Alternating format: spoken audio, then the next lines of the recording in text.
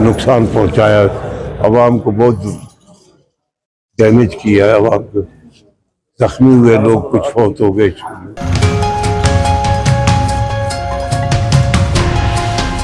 পাকিস্তানের বেলুচিস্তান প্রদেশে সশস্ত্র বিদ্রোহীরা 400-র বেশি যাত্রীবাহী একটি ট্রেন ছিনতাই করার পর যাত্রীদের জিম্মি করে রেখেছিল।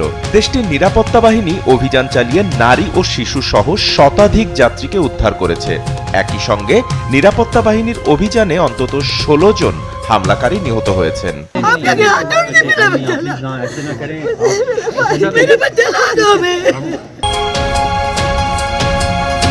12 মার্চ সকাল পর্যন্ত 104 জন যাত্রীকে উদ্ধার করা হয়েছে। উদ্ধারকৃতদের মধ্যে 17 জন আহত যাত্রী রয়েছেন, যাদের চিকিৎসার জন্য হাসপাতালে ভর্তি করা হয়েছে। উদ্ধার অভিযান এখনও চলছে। আহত যাত্রীদের নিকটবর্তী হাসপাতালে স্থানান্তর করা হয়। মুক্তি পাওয়া জিম্মিদের একজন বলেন, আমরা কিভাবে পালাতে পেরেছি তা বর্ণনা করার মতো ভাষা খুঁজে পাচ্ছি না।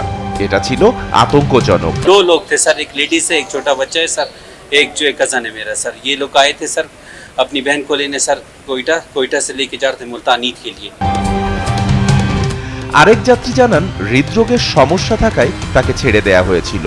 এই ব্যক্তি বর্ণনা করেন কিভাবে যাত্রীরা আতঙ্কে সিটের নিচে লুকিয়ে থাকার চেষ্টা করে। यार रऊफ, मुझे इंजेक्शन टैबलेट लेना, अगर मेरी हार्ट बीट तेज हो तो मैं फौरन टैबलेट जो है इनहेल कर लूं।